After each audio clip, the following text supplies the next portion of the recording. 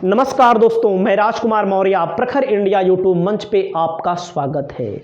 जैसे जैसे लोकसभा का चुनाव नज़दीक आता जा रहा है वैसे वैसे सभी पार्टियों ने, चाहे समाजवादी पार्टी हो, चाहे कांग्रेस हो, चाहे भारतीय जनता पार्टी, बहुजन समाज पार्टी, सभी पार्टियों ने अपने अपने लोकसभा सीटों की तैयारी को नया रंग दे दिया है। यूं कहें मैदान में कूदने की पूरी तैयारी हो चुकी है, दूल्हे सज रहे हैं। दूल्हा जब सज रहा है तो वहीं पर कांग्रेस पार्टी को उत्तर प्रदेश में अखिलेश यादव के द्वारा जब 11 लोकसभा सीटों पर ट्विटर के माध्यम से ऐलान किया गया तो कांग्रेस की तरफ से तीखी प्रतिक्रिया आई।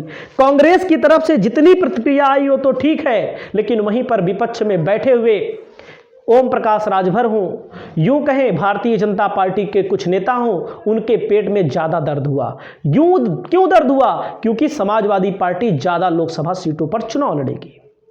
आज मैं आपको बताने वाला हूं, समाजवादी पार्टी ने तय किया है कि कांग्रेस को लगभग 16 सीटें दी जानी हैं। एक सीट इधर भी हो सकती है, एक दो सीट उधर भी हो सकती है, क्योंकि कांग्रेस पार्टी का मानना है कि 80 लोकसभा सीटें हैं उत्तर प्रदेश में, 20 लोकसभा सीटों पर हम अपना प्रत्याशी उतारेंगे।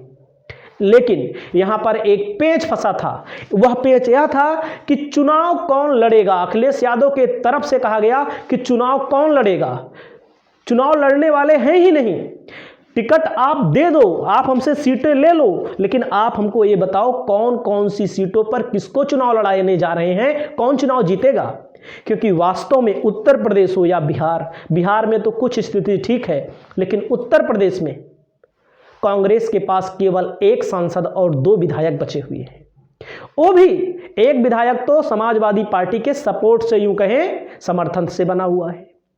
तो वहीं पर कांग्रेस पार्टी को 16 लोकसभा सीटों पर देने का विचार हो चुका है। उन 16 लोकसभा सीटों का नाम बताने जा रहे हैं। उसके पहले अभी आपने देखा राजनीति है, राजनीति में जैसे मैं 16 लोकसभा सीटों का नाम बता रहा हूं, कोई इधर से उधर हो गई तो लोग कहेंगे तुम्हारी खबर गलत थी, तुमको कहां से खबर मिलती है ना।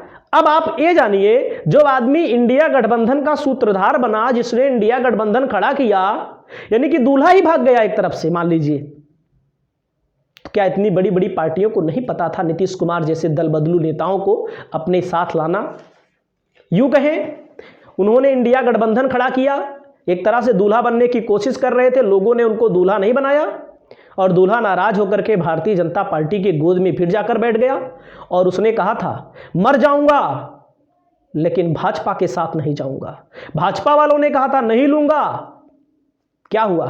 तो भैया राजनीति में कोई भरोसा नहीं है। यूं कहें हमारी बात पर विश्वास हो तो आप वीडियो को देखिए, और मैं आपको जितनी सीटें बता रहा हूं लगभग ये जान लीजिए 99% फैक्ट के साथ बता रहा हूं, क्योंकि कांग्रेस का यह मानना है जो 2009 में जिन जिन सीटों को हम जीते थे उन सीटों पर हम चुनाव लड़ना चाहते हैं।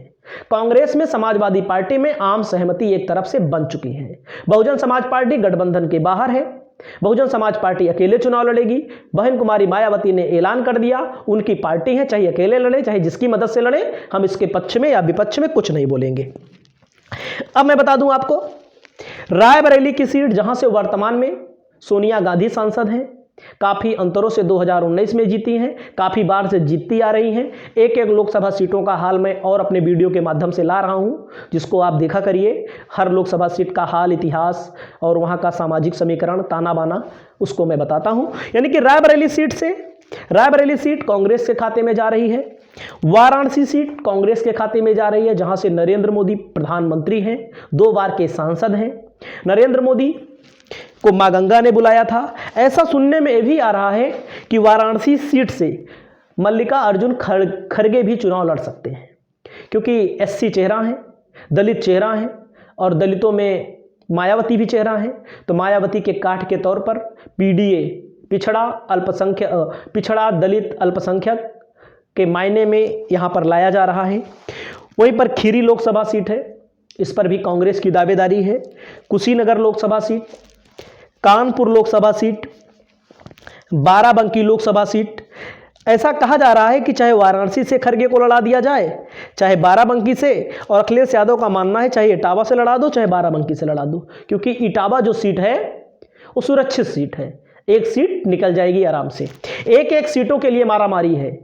अगर आप ये जानते हो भाजपा को नहीं हराया जा सकता, ये बात सत्य है उत्तर भारत में, लेकिन दक्षिण भारत में भाजपा जीत भी नहीं सकती।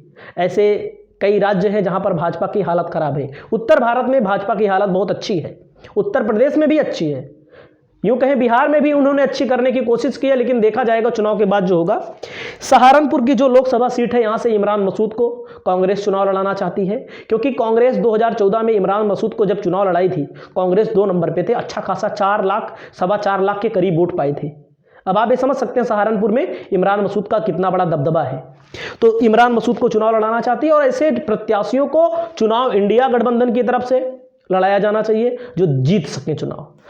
तो कांग्रेस सीतापुर से चुनाव लड़ाना चाहती है, अमरोहा जो मुस्लिम क्षेत्र है, अलीगढ़ मुस्लिम बाहुल क्षेत्र है, यहाँ कुल से सहारनपुर मैंने आपको बता दिया।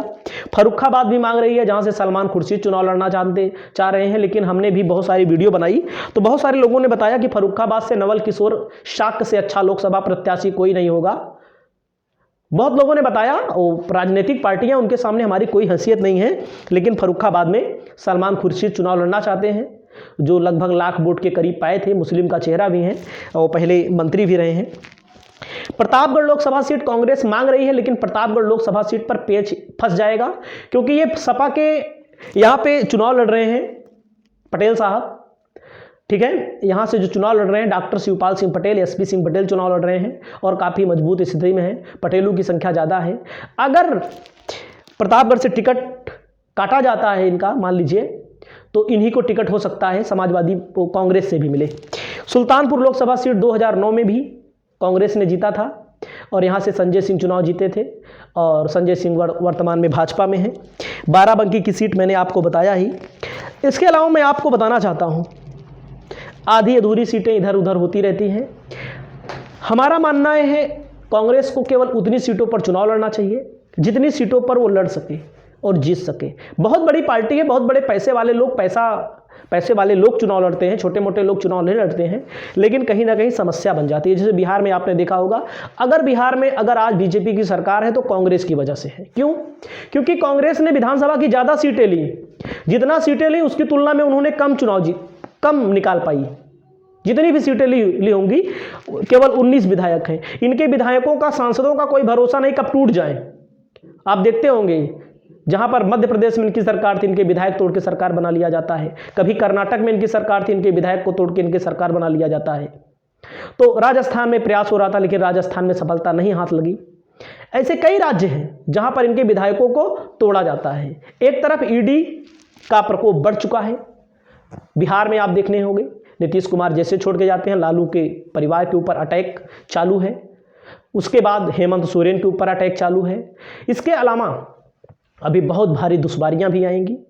तो मेरा मानना यह है कि विपक्षी पार्टियां जो चुनाव लड़े, विपक्षी पार्टी जो भी चुनाव लड़े, सोच विचार के चुनाव लड़े।